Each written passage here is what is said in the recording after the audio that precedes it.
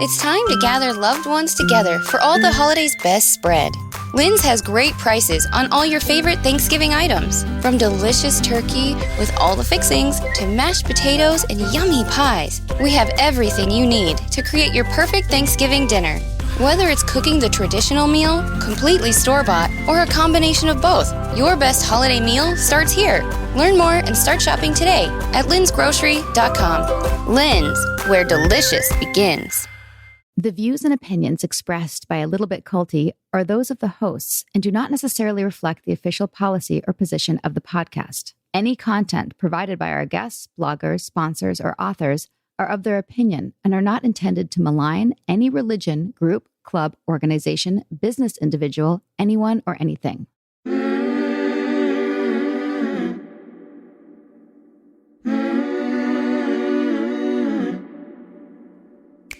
Hey everybody, I'm Sarah Edmondson. And I'm Anthony Ames, aka Nippy. And we just want to welcome you to season 3 of A Little Bit Culty. Once upon a time, we were in a cult called NXIVM. We didn't know it was a cult when we joined, because as a wise man once said, nobody joins a cult. They join a good thing. For a minute, it was a good thing. That's where we met, fell in love, got married, started a family. The stuff of storybooks. Even the part where we woke up, escaped, became whistleblowers, and helped bring it all down. You call that shit show a storybook? Seeing the mastermind of NXIVM get sentenced to 120 years in prison? That's a storybook ending, if you ask me. The whole thing was captured on HBO's hit docuseries, The Vow. A new season is coming out any moment, if it isn't out already by the time you hear this. And I published a memoir called Scarred, which is available anywhere books are sold. And now we have a podcast. Every week on A Little Bit Culty, we call on experts, advocates, fellow survivors, and whistleblowers to help us unpack what's going on in the cultiverse. And now we're turning our story into wisdom for other people. Like, I wish I'd known that calling yourself Vanguard was a bit of a red flag. Yeah, big red flag. We've got a lot to cover. So let's get this show rolling, shall we? Welcome to A Little Bit Culty, an Acast podcast about the fads, beliefs, and trends that blur the line between devotion and destruction. Be sure to subscribe so you don't miss an episode. And to learn more, visit us on Instagram or alittlebitculty.com.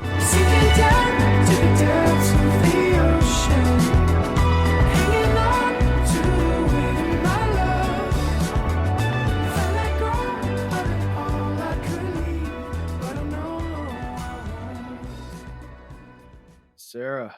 Are you dying? The 1-9. It got us. It's hit our household. Literally 2.5 weeks ago, we're like, maybe we're just not going to get it. Didn't I say I want to just get it over with? Because it's like looming over us for almost 2 years now. Great timing. I lost 4 days of work. Oh, boot. Manifested the wrong time for me to get COVID, Sarah. Well, at least it's not when we're in South by Southwest. I'm forgiving you.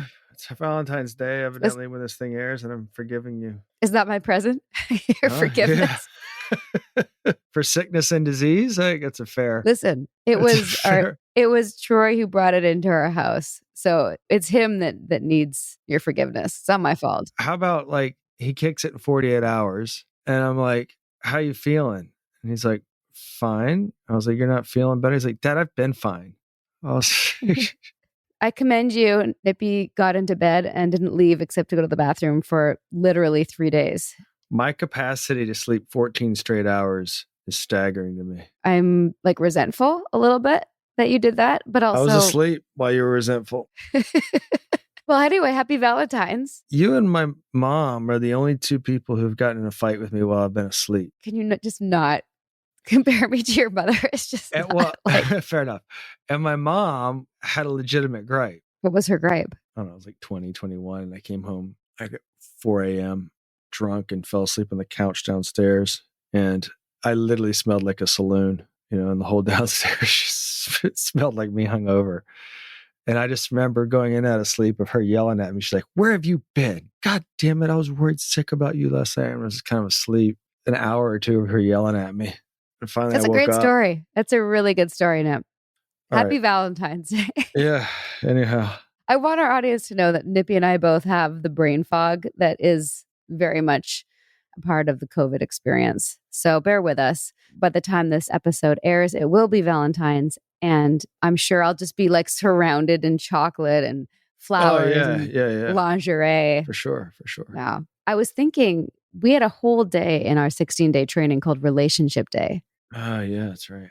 When we went through as students, at least my trainers were like, oh, just like anyone who had like relationship issues, the trainers said, well, just you wait till Relationship Day.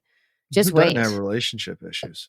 Right. Well, I remember that day was like really, I remember feeling like nauseous and like really anxious about what was going to come to the surface. Basically, the point of the relationship module is that all relationships, according to Keith, were deficient or like dependency based. And there was always like one person stronger and one person weaker. So it's like weak, strong, weak, or that's right. weak, weak. And the weak relationship were two people who bonded in their suffering. And that was sort of like it's just us against the world. And then there was a line in it like, if you're afraid of the relationship ending, that's exactly why it needs to end.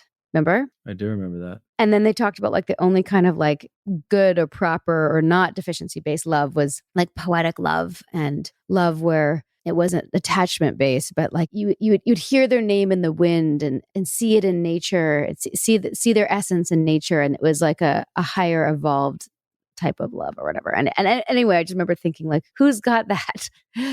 And it was purported that, Keith had these evolved relationships, but in fact, it was the opposite. Happy Valentine's. Yeah. Yeah. So here we were. That's the insanity of it. Here we were all feeling like, oh no, like my relationships are not evolve in my relationships and they're not healthy. Meanwhile. Did that really worry you though? Did you take all that to heart? Oh, totally. I did. I thought, yeah, okay, there's some areas that I can work, but you can work on. But I think getting to poetic love or whatever that was, I just thought that was just kind of like theoretical. Well, it is, I guess, theoretical, but a lot of these groups and workshops or programs or organizations are preying on the fact that people want to have a healthy relationship. And in this case, what we're talking about today, that's the segue. That's the segue. There you go. You're getting good at these segues, sir. Thanks. So only 28 episodes in. Hey, whatever it takes. Anyway, if you're listening, happy Valentine's. And we mean that for everyone. It doesn't matter if you're happily ensconced in a hot new romance, or if you're still looking for the one or ones. Maybe you too are into polyamory, whatever floats your boat. Maybe you're a Samantha, not a Charlotte. So happy Valentine's Day. Today's topic is love adjacent, tainted love. Really, wouldn't you say, Sarah? Yeah. But first things first, we're not labeling the organization at the heart of today's episode a cult. We're just asking, WTF is up with the next level horseshit that they're allegedly packaging and selling in the name of helping people find true love? We're not convicting them, but we're just asking questions. That said, holy fuck. After talking to our guest today, it sounds like Twin Flames Universe is next level. What is Twin Flames Universe, aka TFU, you ask? Well, listen up. TFU is an online community founded by a couple from Michigan who claim that their costly online workshops and YouTube therapy sessions lead people to their so-called twin flame. And in case you've not heard that term before, a twin flame is sort of like a soulmate, but on steroids. For the bargain price of $2,222, you too can find the one with TFU. You just might have to transition to a new gender or engage in behavior just short of stalking. Allegedly, of course. The founders of this alleged shit show casually refer to themselves as Father Christ and Mother Christ. And without giving away what we'll cover with our guest today, let's just tell you what these two litigious shitbirds dispute. They dispute that they promote harassment and stalking. They dispute that they engage in exploitative and cult-like practices. And they dispute that they coerce members into changing their gender. Yikes. And they also dispute that they're not like Keith and the Vow. Keely Griffin is here to share her experience loving and leaving the Twin Flames universe. She describes herself as the former CEO of the organization. She woke up and got out in June of 2021, and now she's talking. She's blowing the whistle on this group that slithered out of the spiritual marketplace on YouTube in 2017. And honestly, after checking out some of their content, it definitely seems like TFU is what would happen if a social media influencer, a random Rumi quote generator, and Marianne Williamson dropped acid and then had a baby. We don't recommend you give them any views, but we've put some articles in the show notes. There is some in-depth reporting by Vanity Fair, Vice, and The Sun for you to take a safe look at. Without further ado, let's get into it.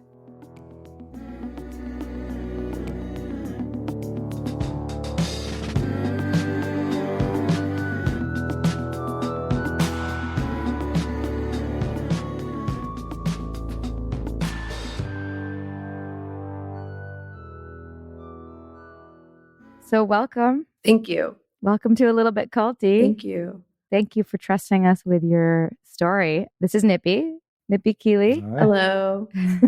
Nice to meet you. Normally, like when we do these episodes, we've listened to a bunch of podcasts about it and we've read a bunch of books. But since this is fairly new to be exposed, There wasn't a lot on it. there wasn't a ton, but also, we know that Wondery is coming out with theirs, a more in-depth version. We would just want to hear your story and whatever you feel comfortable sharing. How are you feeling, by the way? How are you feeling about doing this? I'm really excited. I really love saying that I'm excited because I never got to say that when I was in the cult. And that was such like a bad feeling. Being excited was such a bad thing. Why not? According to Jeff and Shalia, excitement stems from fear, which fear is like the root of what they call separation consciousness or the ego. Right. Actually, Nippy, that reminds me, in Nexium, if you were excited, it meant that you were about to get your attachment met. Well, we did have a module that was excited state. But that was part of the confusing thing, right? Conflicting intel. They wanted you to be excited when you were teaching. So you wanted to be up and like, hey, welcome to class. But they didn't want you to be excited about getting your attachment met because that meant you were driven by your deficiency. Anyway, right. We're here to talk about you. No, yeah, there's so many similarities. I actually really appreciate like hearing your similarities or like the experiences that you've had that relate to mine because it's very validating. Well, Keely, this may not come as a shock to you, but it's pretty consistent through all the modalities that we've been interviewing people about. Not a lot of mystery to it once you start to see the consistencies of how they set up the abuse. Why don't we just start with your story? We paint a little bit of a picture of your life before you met Jeff and Shalia. Am I saying that right? It's Shalia. Shalia. Yes. She would get very upset if she heard you mispronouncing her name. Sorry, Shalia. I first encountered Jeff and Shalia on YouTube, which is where I went for things that like I had questions about that I couldn't really ask other people. I found myself asking things like, what is a spiritual awakening? Why is my life feeling like shit? What's going on? Like things like that.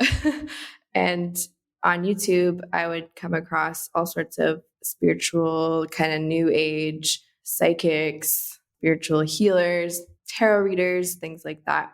And eventually I got introduced to the concept of twin flames after I was looking up, like, is it possible to love two people at once? Like, can you have feelings for multiple people? Or what if you're not really happy or satisfied in your current relationship? Like, because I was feeling that way at the time. I was in a 5-year relationship and I was only a junior in college. I felt like I wanted to expand and do things with my life. I also wanted to travel, and that was something that my current partner didn't want to do. So I felt like there was this big rift in our relationship. Like we were both about to graduate. Just felt like, is there more to this relationship? I've been with this person since I was like 15. Like it's been a long time. So I found Twin Flames on YouTube, and that was the first time I was introduced. And Twin Flames talked about how there's a specific person that you have a spiritual connection with, someone that is here to teach you about yourself and to teach you about life. And I was like, wow, that's really interesting. I wonder if I've met my twin flame. And a few years went by and I didn't really do anything with it. I just kind of left those things aside and moved on. But later on, I was in a different relationship and this person ended up being pretty abusive, but I was pretty used to already gaslighting myself when it came to abuse. So I was trying to figure out what was causing the abuse. Maybe he's my twin flame. Maybe he's here to teach me something. So again, I got introduced to the concept of twin flames. Quick question. When you said you got introduced to, was your abusive partner at the time in Twin Flames universe, or you just went back to the YouTube? No, but you explained the abuse away based on what you'd read about your twin flame exposing things that you need to, quote, work on. Is that what you're saying? Yeah, like I was trying to figure out why in that relationship I was feeling so bad, so unsatisfied. And because I had thought that this was maybe the relationship, but it wasn't. There were some pretty like gruesome things that happened in that relationship. Like I think that person that I was with may have some serious mental health issues. Like, for example, like he took a burning spatula off the stove and placed it on my thigh, and also sprayed me with fire retardants, that kind of thing. Oh my God, So, Keely. yeah. I was already groomed for Twin Flames universe. That's kind of what I'm learning now. So those are the things that you feel like made you susceptible to this. I'm so sorry. I think everyone's susceptible to becoming a victim to something like this, but Totally. Absolutely. Totally. I can see in my specific experience that there were so many similarities that I experienced in the cult, like compared to my previous life, like kind of what we were just talking about, how these abuses are going on everywhere. It's not a new thing. So I have taken time to kind of look back at my previous relationships and see, oh, wow, like, okay, I can see how I never actually resolved that. I never actually got the help I needed to validate that that was an unhealthy relationship. We probably both needed to go to therapy and not be in a relationship, that kind of thing. I didn't get that like awareness at the time. And so I was looking for that awareness. I was looking to find out like how to have a healthy relationship. What do I do? Like, what can I do in the relationship to make it better? Got it. I didn't see the red flags. I didn't know how serious the abuse was. How did you get reconnected with Twin Flames? Then I met somebody else who ended up being my true twin flame, according to Jeff and Julia. At this point, I was not in the community, but I met that person. And then we went through this whole like, kind of like almost like a blueprint twin flame relationship dynamic. Had you paid money to take courses and stuff at this point? Not yet. I hadn't even met Jeff and Shalia yet. So like it's a long wave of events. But basically I met another person and we had this relationship that was like a flame almost, because it lit like a flame and then it fizzled out really quickly. And I hadn't had a relationship like that before. I didn't know anything about love bombing.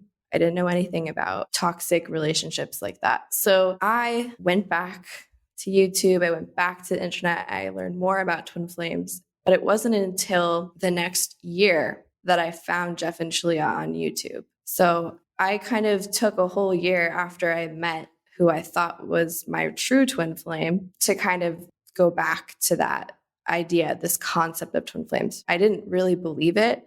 I didn't really have enough evidence to know that it was true. So I was kind of just floating around the idea, doing a little research here and there, but nothing was really compelling me to go any further until March of 2018 when I saw Jeff and Shalia on YouTube. What was that like?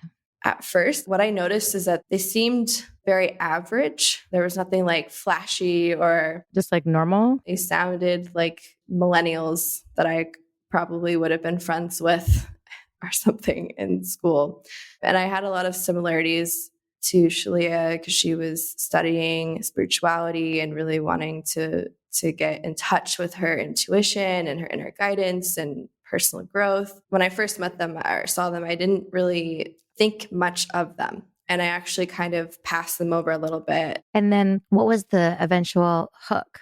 How did you decide to get involved? I know it's hard after everything you've gone through to remember, but like at the time there was something good that you thought would be like, oh yeah, I'm going to do this. Take us there. Yeah. So that our audience knows what these things look like. Oh yeah. For me, what it was is that they talked about having a relationship with your higher self, your inner self. God is what they would also refer to it as, and more so the closer you got to them. But on the outside, to the outer public, they were really talking about like this inner connection to the divine. And I felt like when I had met the person that I thought maybe was my twin flame, I felt in that time, like I felt really connected to that part of me. I felt really carefree. I felt happy. I felt connected to the world around me, and I wanted that same kind of feeling again. And so I thought maybe this is it. Like maybe I should,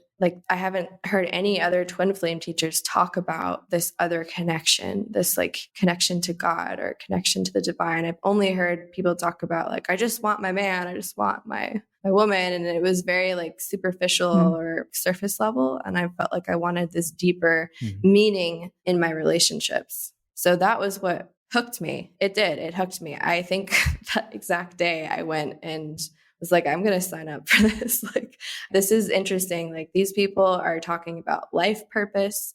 They're talking about relationships. They're talking about spirituality. They're talking about all of these things that I'm interested in. And then I went into the group. So I didn't sign up that day, actually. I went into the Facebook group that day and just wanted to check it out and see what it was like. As soon as I was in there, I got tagged in a post and immediately was welcomed by several, like 30 members commenting on my post and hundreds of people liking the post and saying, welcome, we're so happy you're here, welcome. And Jeff even, I think he said, welcome home. And yeah, I was like, wow, this is a lot of love and attention and appreciation, stuff that I haven't really received much. This feels really nice. So that was a big hook as well, that like immediate sense of community that I was also unknowingly looking for, but I did want that. And then there were people saying, you know, like, you can buy the book. And they were already starting to sell me on the products. I was like, oh, it's only $17.99. I can probably afford that.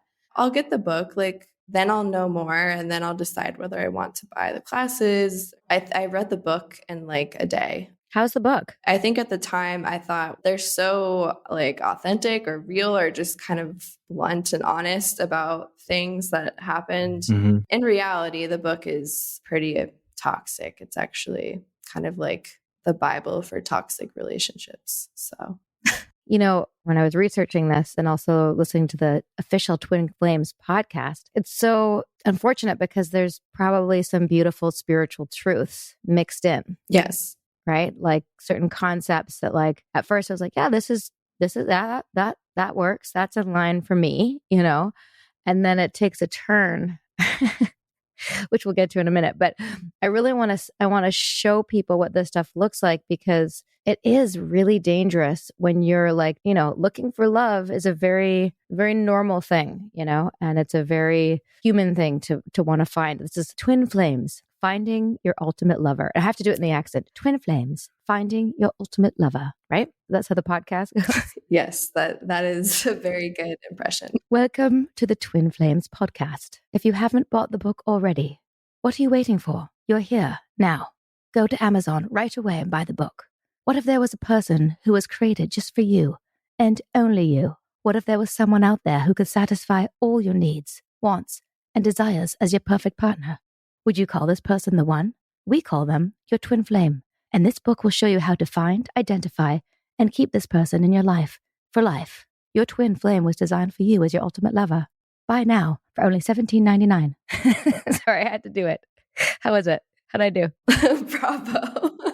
But anyway, my point is that like, if you're looking for love and you read that, like that, you know, that sounds great. When I listened to the first little clip we listened to earlier, in order to get you hooked, they have to lambast the traditional ways people meet each other and make it bad, and then offer a nebulous spiritual path that doesn't really have any real quantifications of how it works. And it's predicated on you not understanding it and them understanding it, and you're pursuing their understanding, which is never really something you're going to obtain. That's the gist of what I got.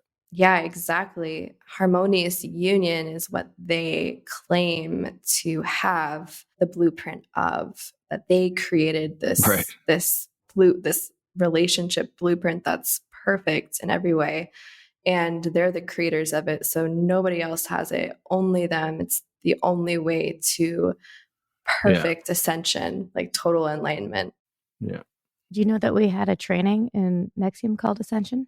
No. For only $7,500 or $6,000 if you signed up within 48 hours. It got the 48-hour discount. What a steal. An 8-day training called Ascension. Okay, so go back to things are great. You're part of the community. They're all love bombing you. They're like, welcome home. Welcome home to your true community, Keely. So glad you found us. Buy the book. $17.99. Okay, then what happened? So then I actually started kind of doing my due diligence in a way. I started looking at other people's posts. I started reading the comments, just kind of getting a feel of the group. And I would see these comments from other people in the group saying, hey, you should buy the book. Hey, you should buy these classes. These classes are amazing. They've helped me.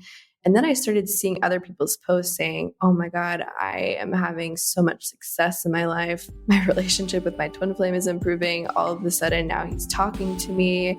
We're going on a date tomorrow. Like, it was just all of these people saying that they were having successes. Some people were also struggling and they were receiving help or reassurance. It was like a big community of people helping each other and also just being real and authentic, or at least, as open and as authentic as they could be.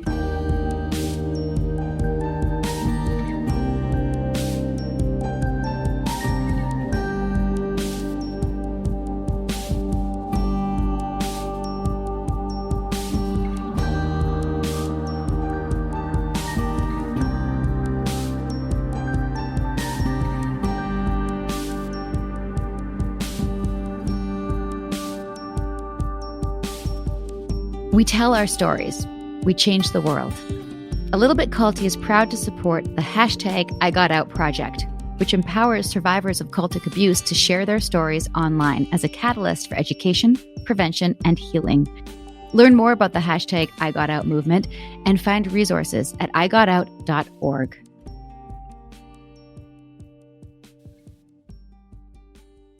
This episode is sponsored by BetterHelp.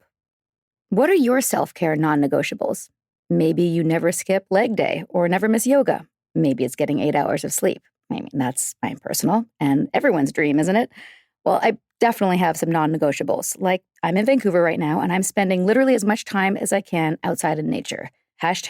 #cold pools, #crushing it. Nature is a non-negotiable. Not enough time in the fresh air and the trees around me, and I start to feel not great, not myself, not grounded. Therapy day is a bit like my nature walks. I try to not miss it, and I know I'm just going to feel so much better all around if I make it a priority. I get so much out of it. It helps me put my worries and anxieties in their rightful place and helps me clear my mind so I can focus on what I really need and sometimes what I don't need. Like, I don't need to be overbooking myself just because I hate to say no to people. You know what I mean? Thanks, therapy. Thanks for helping me see that. And if you're thinking of starting therapy, give BetterHelp a try. It's entirely online, designed to be convenient, flexible, and suited to your schedule. Just fill out a brief questionnaire and get matched with a licensed therapist and switch therapists anytime for no additional charge. Look, even when we know what makes us happy, it's hard to make time for it. But when you feel like you have no time for yourself, non-negotiables like therapy are more important than ever. Never skip therapy day with BetterHelp. Visit betterhelp.com/culty today to get 10% off your first month. That's BetterHelp, HELP.com/culty. The Frankies were a picture-perfect influencer family. But everything wasn't as it seemed. I just had a 12-year-old boy show up here asking for help. He's emaciated. He's got tape around his legs.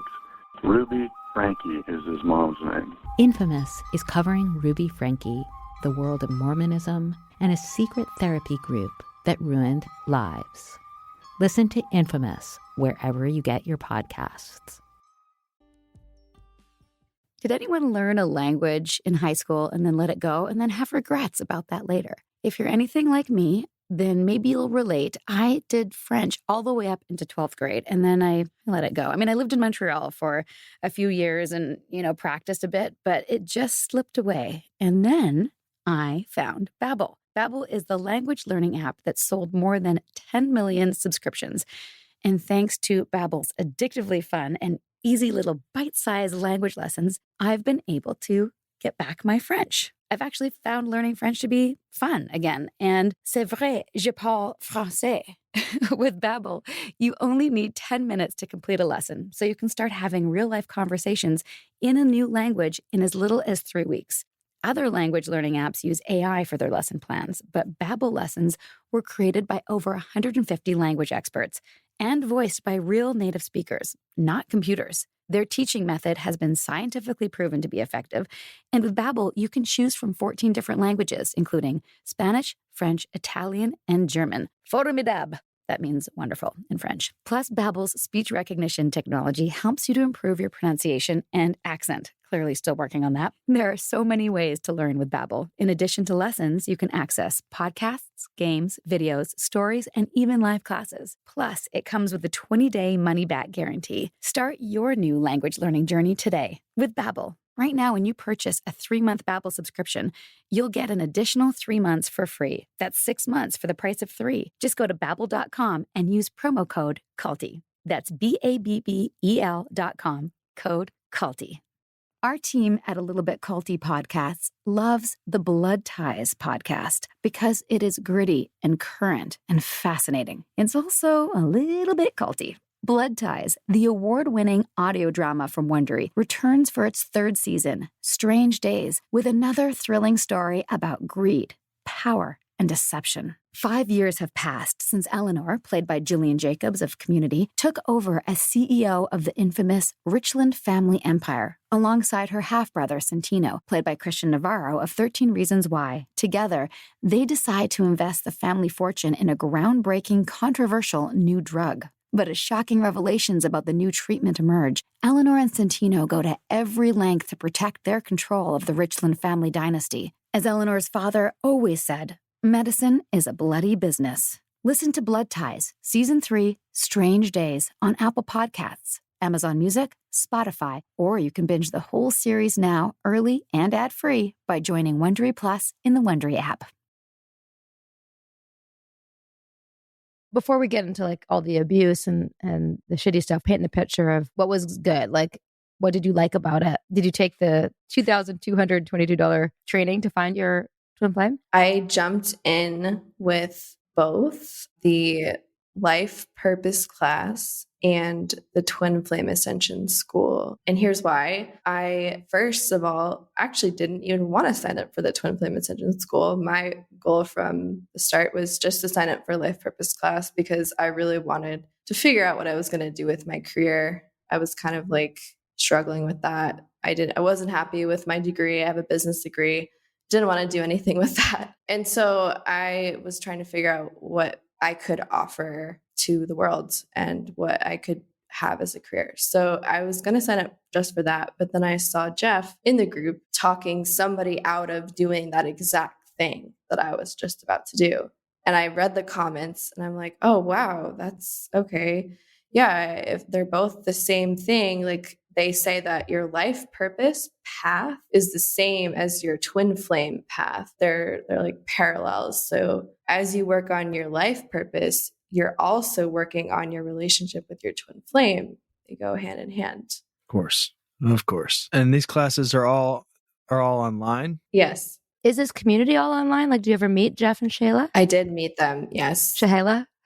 It is not all online. There is a community that is starting up in the Traverse, Michigan area. So it started through the boot camp program, which it's called the Spiritual Boot Camp Program, where Jeff and Shalia would pick a person, a student, or 2 students or 4 students to live in their mansion in Michigan and to do all of their chores. And wait on them. Right? Yes, yeah. Cook all their food, do everything they'd want all hours of the day. But now those people are living in their own place next to Jeff and Shalia. And there's another couple that is also moving and building a house out there as well. So this is called the Minions program? This is called... So the Master Slave program? Yeah, pretty much. I mean, Jeff does call himself the Master Christ. I don't know if you saw that, but... Yeah, Father Christ or Master Christ? Ooh. I mean, I could handle Father Christ. It's Master Christ. Master Christ? Yeah. How many people are in this community, roughly? Do you know? Well, on Facebook, it says there are 30,000 people in their open forum. But wow. As you go up the line, it gets, smaller and smaller, as you know. But in their volunteer group, they have a group of volunteers. That's probably averaging around 100 something, 200 something people that work for them for free. Of course, they have their inner circle and, all that stuff. How high up did you get? I got up to the inner circle. I was on the board of directors for the Church of Union, their religion, their church. Wow. Yeah. What did that job entail? Not a whole lot, actually. I was kind of confused why I was there at first. Not really sure what's going on here, but it mostly entailed all of us meeting together and talking about the different companies that Jeff owns and figuring out how to run those companies for Jeff. Wow. For free. And so you don't get any compensation for running their companies? No. Did you get a discount on programs? We pay. Oh, you pay to be in it? Yes. Coaches, they're coaches. They have a coaching program, have to pay $100 a month to coach. And then they also have to tithe 10% of their income before taxes. And they have to also give 50% of their income to Twin Flames Universe. So 50% of their hourly wage goes to Twin Flames Universe. Wow. And then there's a volunteer center that does all the other work for free, like all the advertising, all the marketing, all the videos, all the fancy, flashy things that they do. Did anyone contest this? Oh, yes. Lots of people have, and they get ostracized for it. They get kicked out. They get shamed, bullied, made fun of. Yeah. So when you decide to become a coach, did they lay it all out for you? Like, you're going to pay to learn to do this. And then once you start making money, then you're going to pay 50% back into the company. Did they tell you that? No, actually. Or did you find out after you became a coach? After. Motherfuckers. Yes, we found out all of these things over a span of time. They would like change this thing and then make this thing harder. Like it sounds so much like NXIVM. It's crazy. Like the stripe system. Like there's a master certified ascension coach versus just a certified ascension coach versus grand master and all these weird other titles. Yeah. I think Jeff stole from Keith. I think he did too. I think Jeff, it's too similar. Like Keith stole from everybody else. And now Jeff's that guy's in jail. I'm going to take his And he structure. grew his hair out. Yes, right? he grew his hair out. Well, guess what? Yeah. Jeff actually told us to research NXIVM while we were on the board of directors and watch The Vow and Seduced and read an essay afterwards talking about why Jeff isn't a cult leader. Yeah. No way. Yes way. He got scared. Awesome. Yes. He tried That's to get the best ahead news of of my He day. tried to get ahead of it. Mm-hmm. Do you have your essay? Could you read us parts of it? I'd love to hear. I'm sorry, I don't have it yet. Well, you should send this podcast to everyone in there. I already had it on my notes, on my to-do list. Good. So Jeff proactively has people watch The Vow and says, write an essay as to why we're not like that guy. Yep. And simultaneously telling us that he is almost exactly like Keith and that he's studied NLP and that MAP, mind alignment process, is exactly like EMs. He said all of this point blank straight to my face in a meeting. All right. He's recognizing the bad of Keith and trying to say he's not the bad, but he's the good. Mm-hmm. Is that what I'm hearing? Yes.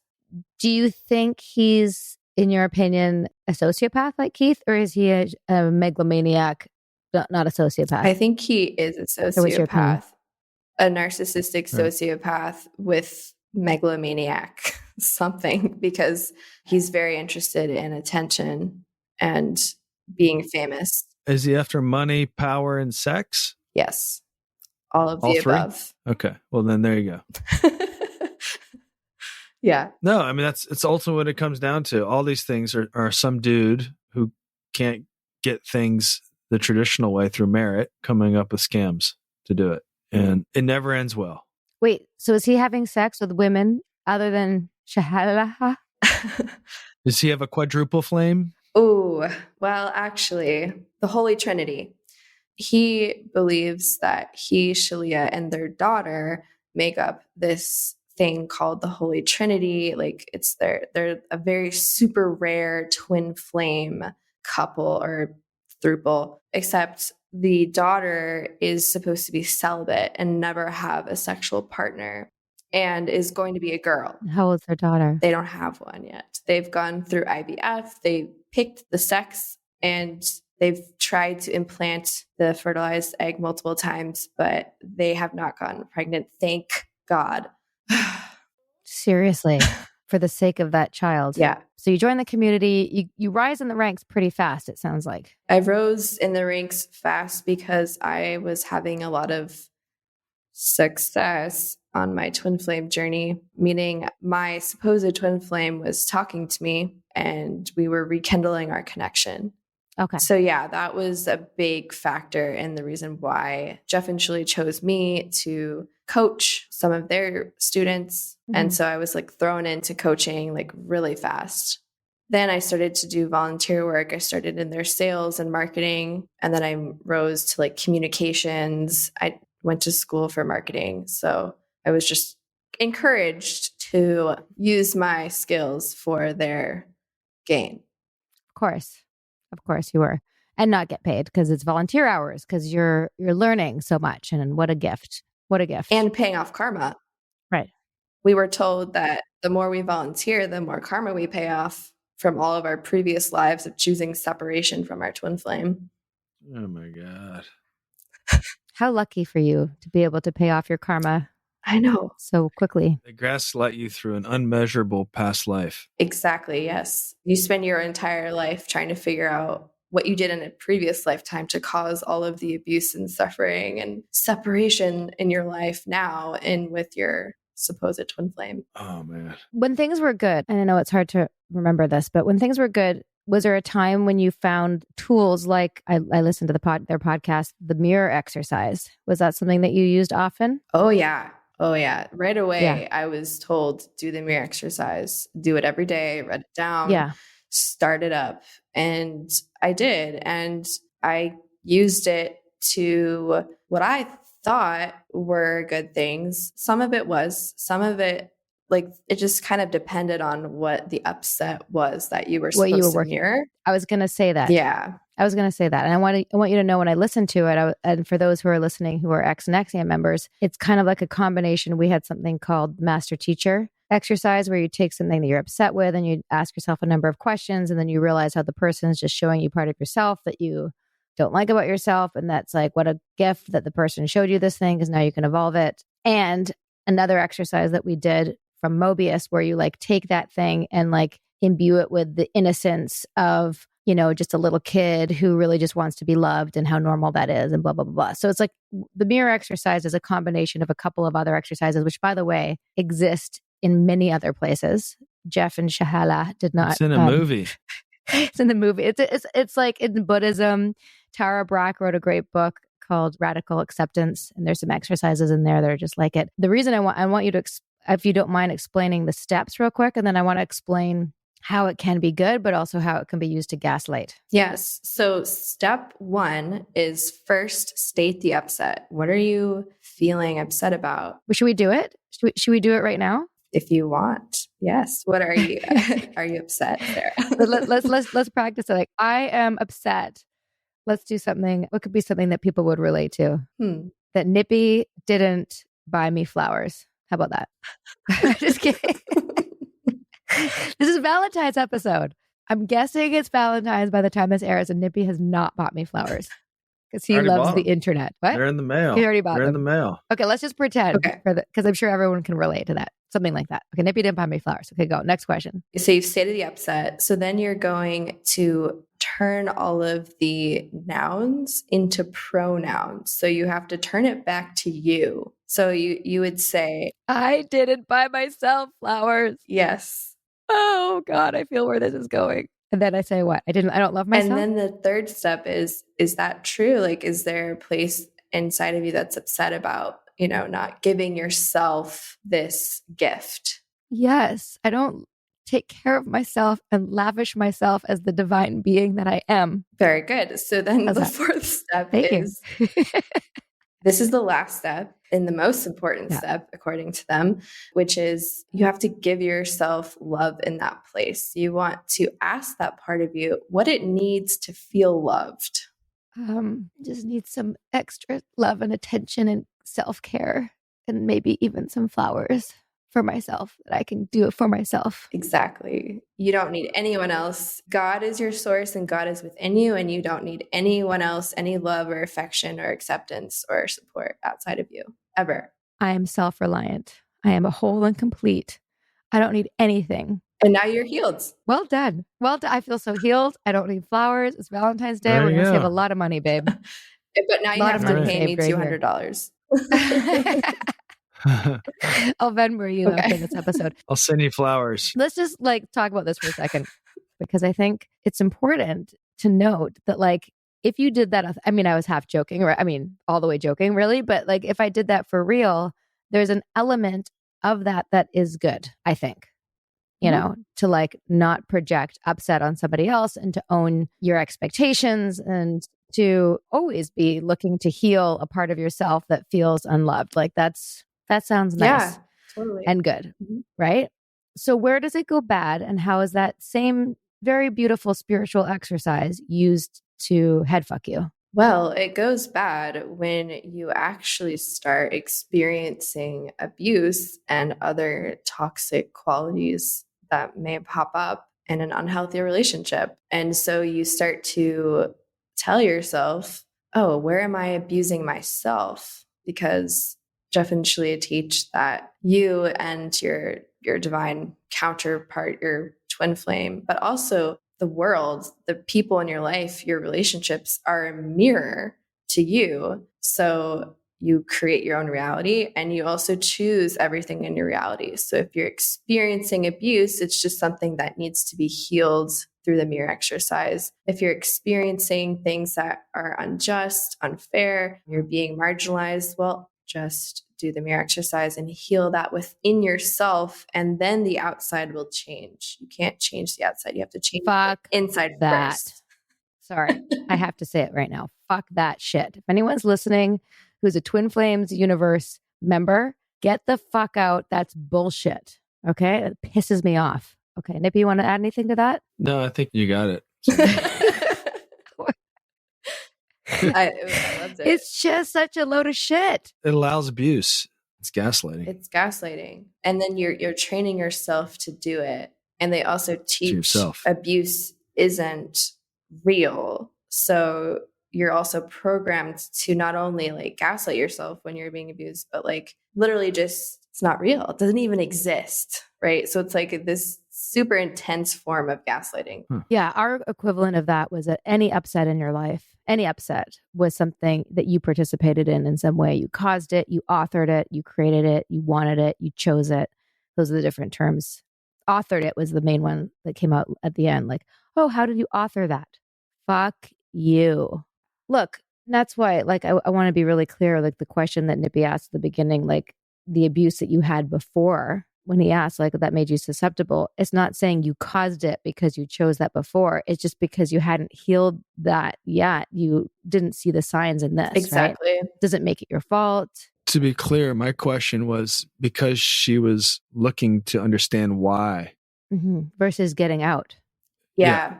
Which is a healthy pursuit. To understand yourself is a healthy pursuit, but that makes you susceptible to things that might not be the best things as a solution. Which is why there's therapy, which is why there's standards and practices out there, therapy and degrees. You know, you can still get a psychologist like we saw in that show. Straight next door. There can be a shrink who can be abusive, but traditionally the practices don't do that. When everything goes outside that realm and makes it your fault, that's not real therapy. No. And this is the problem that I have with all of these spiritual groups is that if you sort of agree to certain tenets, like with NXIVM, they called it being at cause, you know, that you choose, you can always choose your everything in your life. You can choose differently. You can choose your emotions. You can choose your circumstances, choose how you feel about things. There's a certain truth in that. Like if there's a certain potency to recognize that I can cause things in my life and I can choose differently and I don't have to suffer about things. I can look at things a different way. That's great. But when somebody is abusing you or hurting you in some way, there's no room to voice that. Yeah, that modality goes out the window. So you join in 2018 and you get to the high ranks pretty quickly. Before we get to your exit, what were some of the things now that you know what you know about cults and high demand groups that were red flags along the way that you missed? Like, what were some of the things, the telltale signs? Yeah, well, a lot of what I thought was like just kind of like friendly nudging was actually scarcity selling. Like they were like constantly trying to sell things, constantly like saying, oh, having a sale, we're going to raise the prices, so you better buy quick, stuff like that. There was just this huge emphasis on trying to sell stuff for Jeff and Shalia, working for free. That is a huge red flag. If someone really cares about you and they're saying that they love you and they care about you, then they're going to want to see you thriving and healthy and having a livable wage. Great point. There's so many red flags, but the problem with cults is that they try to like lessen those red flags to the outside, to the public. They say things in their open form that they do not preach or follow or stand by at all behind closed doors. And they actually do the exact opposite. Like, what's one thing that they preach? Just today, Shalia posted a post saying that divorce is okay, which blew my mind, first of all, because I spent years and years being told that divorce is not an option with your twin flame. That's like spiritual suicide. You do not divorce your twin flame. So to hear that all of a sudden was shocking. But then I remembered, wait, anytime there's any sort of like issue with them in the public, they always put something out there to try to lessen the storm a little bit that they perceive is coming. Or the storm has already happened and they're trying to backtrack a little bit. But behind closed doors, and even in their open forum, you can see the coaches saying, why would you give up on your twin flame? Don't give up on your journey. You can't leave your twin flame. That's choosing separation. Oh, you're so attached to separation, right? So there's all this like predatory behavior from their coaches with these people in the open forum. Like when these people are telling their stories like, hey, my twin flame never wants to talk to me. Like, oh, it's just your fault. You just got to heal it. Don't give up. Don't give up on your twin flame. Keep pursuing them or something. When you join this program and your goal is to help find the twin flame, are they providing the twin flame for you? Is that part of it? Like they say, this is your match and they like go through, is it like match.com and they're, presenting? That is how it is, actually. That's not how they advertise it to the public. They advertise it that you will find your twin flame on this journey. The more you do the work, the closer your twin flame will come to you. And so they kind of use that to groom their followers into accepting these new matches. Their new twin flame actually is now in the community because you did so much inner work. They just were so attracted to you. Now they're in the community and that's actually your true twin flame, not the person that you thought was your twin flame when you first joined. Now it's actually this person. Okay. But they don't say like we give out twin flames, but they do. They channeled everybody's twin flame. Do some people come to twin flames already with somebody and they're there to work on their relationship, or is everyone coming single and finding their partner?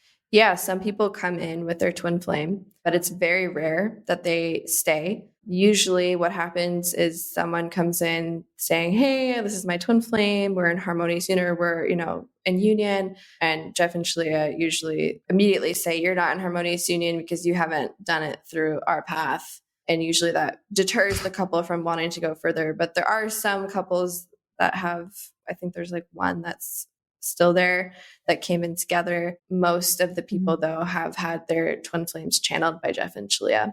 What is that? Have you seen them channeling? Like, are they like meditating and they're like, I know, you need to date Bob? I've never seen them channel like that. And the even idea that someone thinks that they can channel who your life partner is supposed to be is just red flag. Huge red flag. They force these people to be with these twin flames that they've channeled. Not only that, but they also force sometimes the person that they deem to actually be the divine masculine. They force them, if they were born a girl, they force them to then transition into a man. I was going to ask you about that. Yes. We've read a couple of those accounts. Yes. So when you say force them, like they say you're actually a man, even though you were born cis woman, right? Yeah. Like in this case, is it because there's not enough men in the community? So they need that is a very valid theory. And in my opinion, I think that's what happened. I think that Jeff thought, oh my gosh, no one's actually like, there's not a lot of people who are in a harmonious union, and it's not working. It's not working. We should just make it up so I can keep making money because the classes are done and I need more money. So after realizing that Jeff and Shalia were not only appropriating, but twisting Paramahansa Yogananda's body of work for their own gain and to hurt and harm their members, to control them, that was a big red flag for me.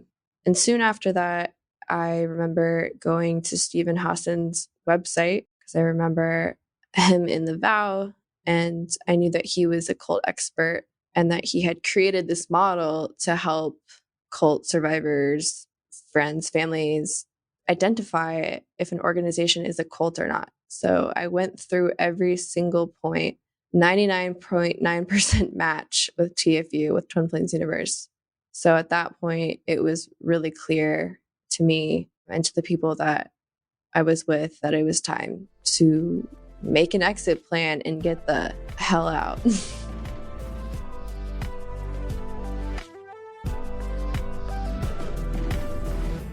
Hey there, hope you're enjoying the episode. Quick reminder to follow us on Instagram. You can also share your favorite episodes with friends who may or may not be in a cult, and also reach out to us to let us know who you would love to hear as a guest. And now, a word from our sponsors.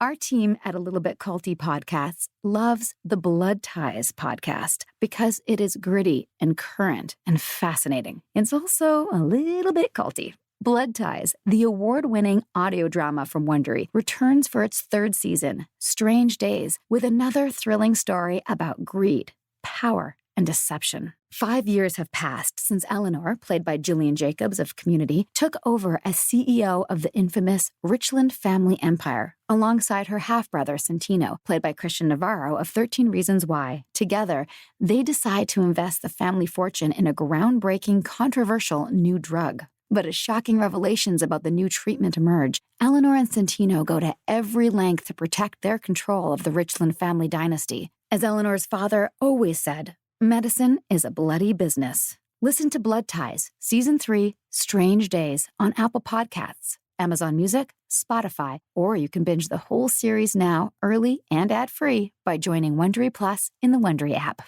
This episode is sponsored by BetterHelp. What are your self-care non-negotiables? Maybe you never skip leg day or never miss yoga. Maybe it's getting 8 hours of sleep. I mean, that's my personal and everyone's dream, isn't it? Well, I definitely have some non-negotiables. Like, I'm in Vancouver right now, and I'm spending literally as much time as I can outside in nature. Hashtag cold pools, hashtag crushing it. Nature is a non-negotiable. Not enough time in the fresh air and the trees around me, and I start to feel not great, not myself, not grounded. Therapy day is a bit like my nature walks. I try to not miss it, and I know I'm just going to feel so much better all around if I make it a priority. I get so much out of it. It helps me put my worries and anxieties in their rightful place and helps me clear my mind so I can focus on what I really need and sometimes what I don't need. Like, I don't need to be overbooking myself just because I hate to say no to people. You know what I mean? Thanks, therapy. Thanks for helping me see that. And if you're thinking of starting therapy, give BetterHelp a try. It's entirely online, designed to be convenient, flexible, and suited to your schedule. Just fill out a brief questionnaire and get matched with a licensed therapist. And switch therapists anytime for no additional charge. Look, even when we know what makes us happy, it's hard to make time for it. But when you feel like you have no time for yourself, non-negotiables like therapy are more important than ever. Never skip therapy day with BetterHelp. Visit betterhelp.com/culty today to get 10% off your first month. That's BetterHelp, HELP.com/culty. Meals bring people together, but for many families, providing their next meal can be a challenge.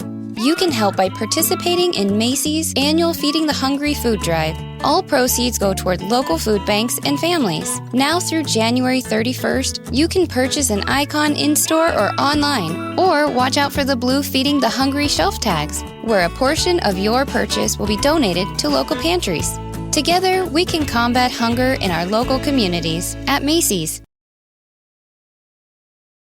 Okay, so Keely, you've spent some time with the organization and you've had a lot of red flags over the time there. But what was the ultimate thing that caused you to see the truth? Well, it's hard to say that if there was just one thing, because for me, it took me like 6 months of like deprogramming to be able to even get out. Right. And even then, when I was getting out, I still felt like, am I doing the right thing?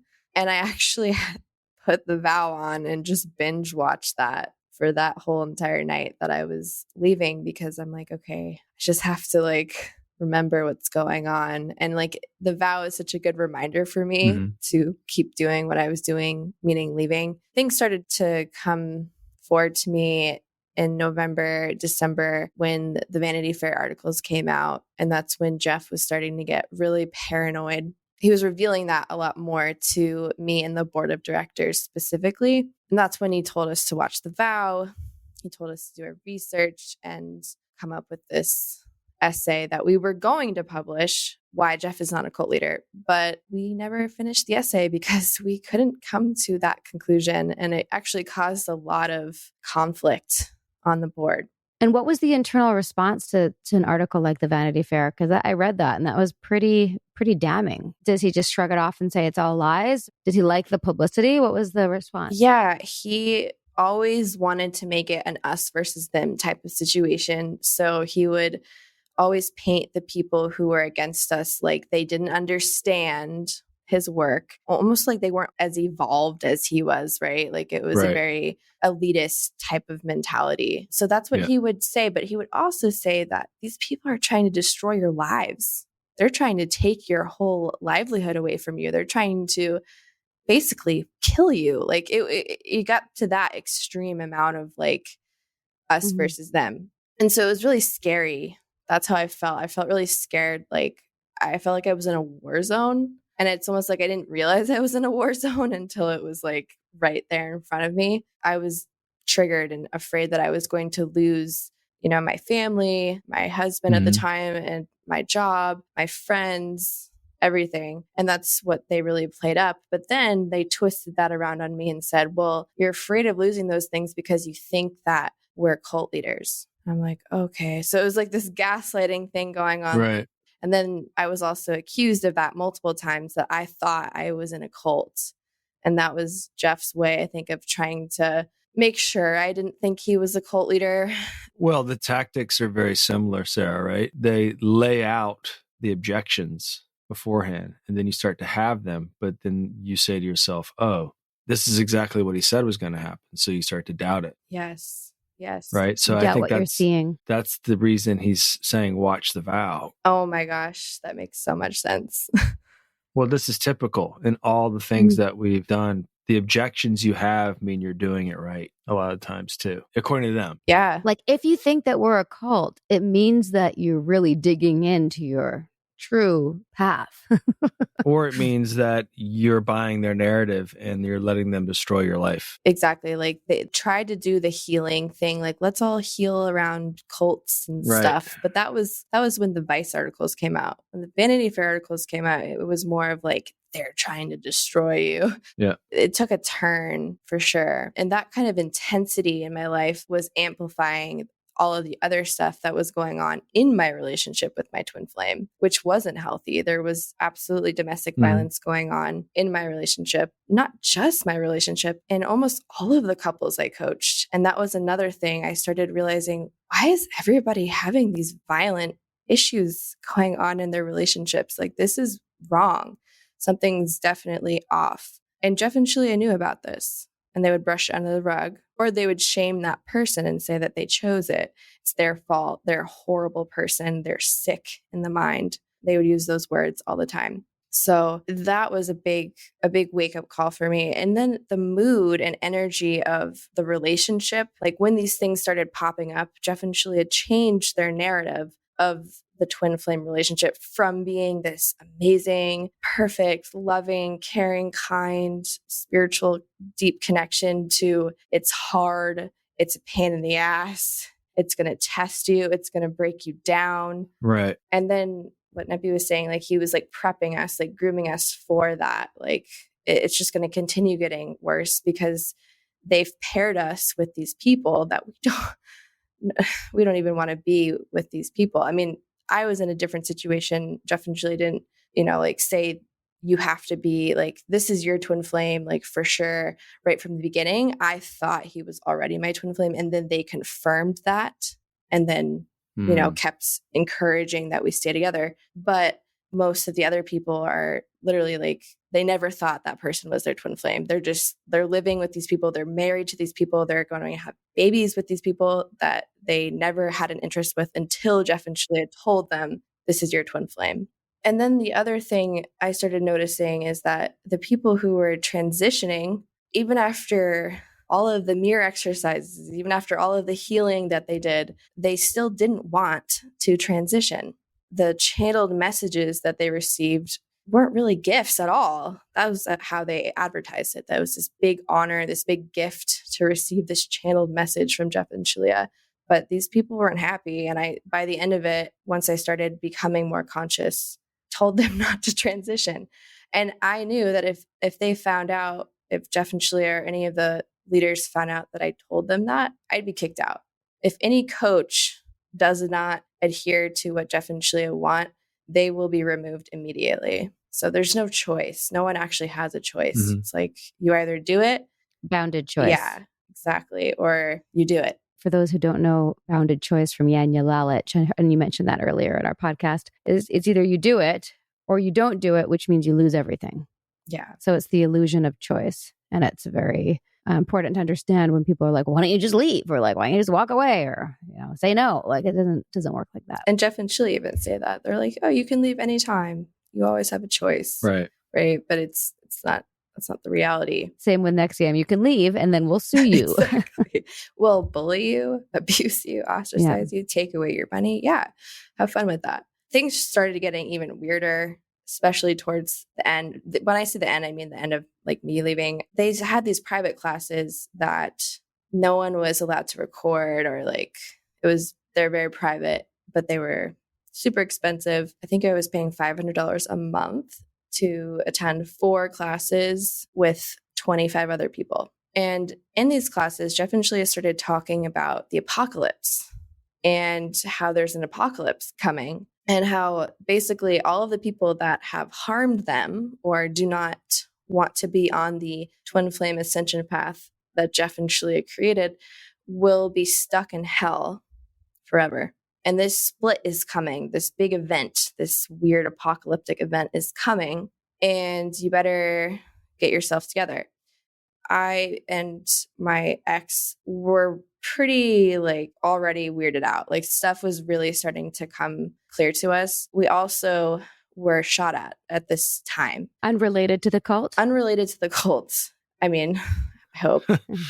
Who knows? The city that we lived in the gun violence was skyrocketing at the time, especially. So we got shot at by some, we think, gang-related thing, and we kind of got caught in the middle of it. But this event happened alongside the whole apocalypse thing. And Jeff and Shalia used us as an example to the class to say that after we got shot at, that we were living in hell, that we were in purgatory, that we were suffering, and that it was because of our karma that we manifested this horrible event getting shot at. Ugh. It was just one thing after the next. It just kind of started building. And I think Yanya Lalich talks about the dam breaking, right?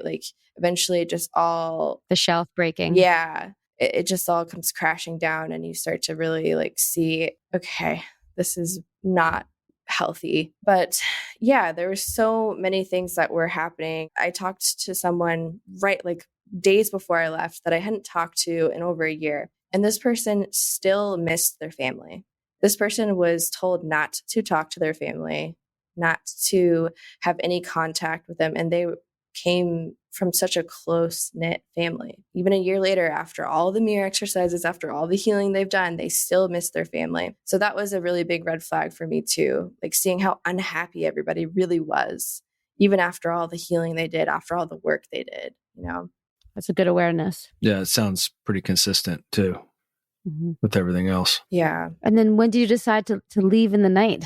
So shortly after the whole apocalyptic thing and everything started to come forward, the last thing that I really needed was to see that Jeff and Shalia weren't telling the truth. Like they were lying blatantly.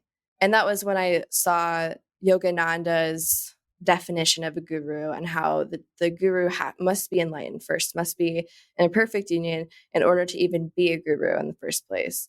Jeff and Shalia said multiple times they're not in perfect union. And therefore, they have no business entering anyone's psyches or playing with anyone's karma or doing anything spiritual like that. That was a big wake up call for me because I was really there for like the spiritual history and the spiritual practices. So that night we decided to leave, but do it in a way where we could hopefully get other people out and also take as much evidence of the abuse as possible to expose them.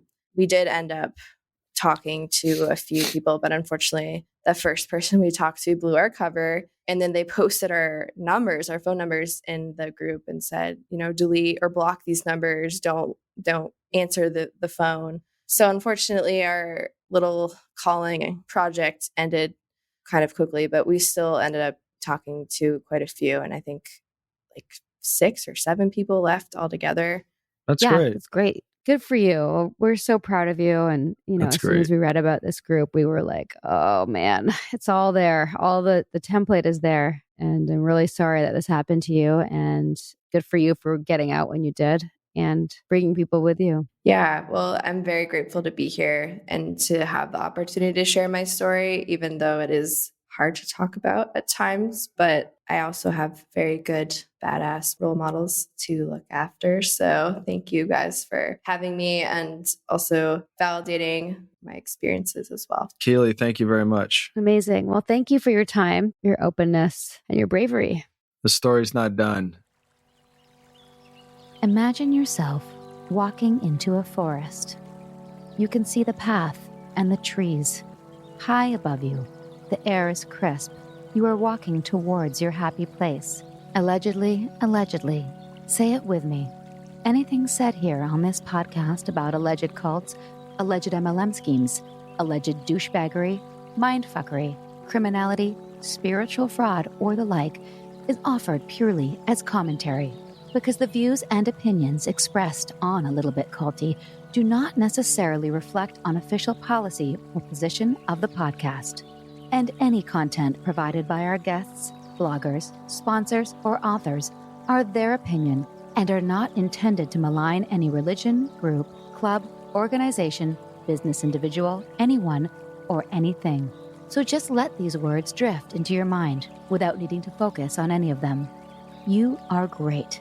You are capable. You deserve to be happy. Nobody's mad at you, unless you're actually a narcissistic, culty criminal. If that's you, cut that shit out.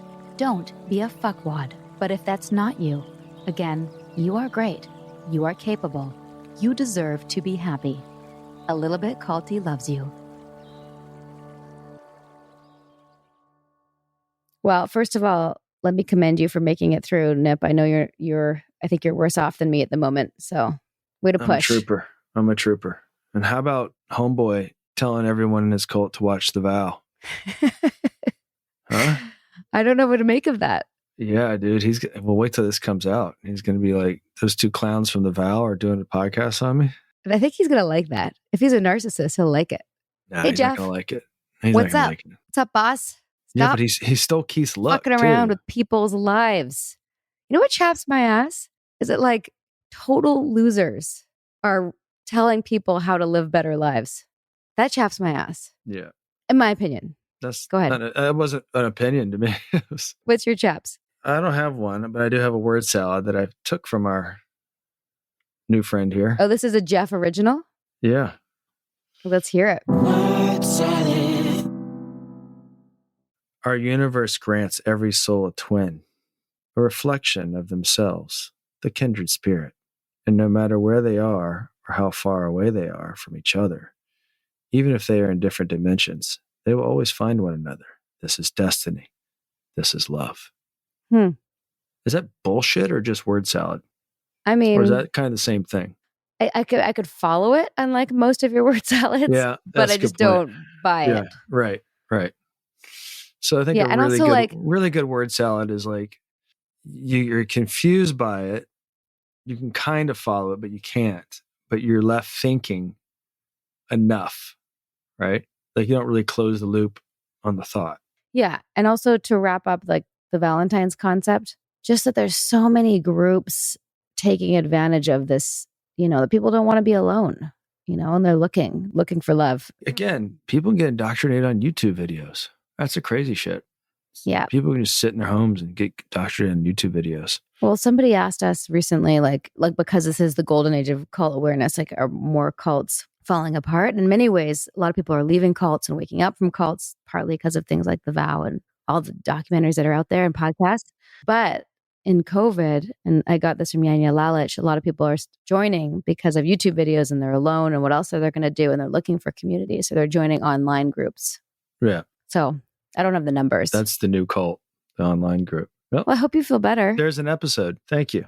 And even though it's 2 weeks away, I'm thanking you in advance for the flowers and the chocolate. Chocolate? The lingerie. Chocolate? There's plenty of chocolate in our fridge.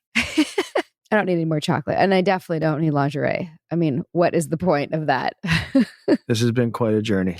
And we're almost a year. It's February 4th right now. February 6th is when we did our first podcast. It has been a year. That's right. And under a year, 1 million downloads. 1 million downloads. Doesn't that feel so good? 1 million downloads. And also, isn't that kind of like, don't you feel vindicated because only 17,000 people went through NXIVM? Like, not that it's a race or a competition, but if it were. Yeah, I guess so. It's an inductive process. And also, we talked about this on somebody else's podcast this week, Nip, in terms of our relationship. And people are always asking, like, how are we doing? But like, we always had people in our ear, our coaches, the higher ranks, in our little, what should have been our private bubble, and it wasn't. Yeah, you're right. And so now that we're out and we have found like a proper therapist who isn't trying to sabotage our relationship, it's like really wonderful getting to know you.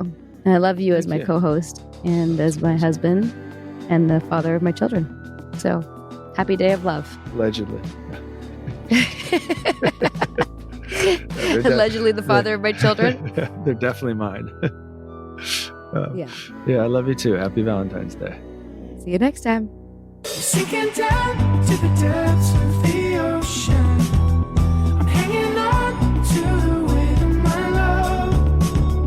If I let go of it all, I could leave, but I know. Let's keep the conversation going. We'll be back soon with more episodes of A Little Bit Culty with more experts and survivors. And sometimes experts who are survivors, as well as some familiar faces from The Vow from HBO.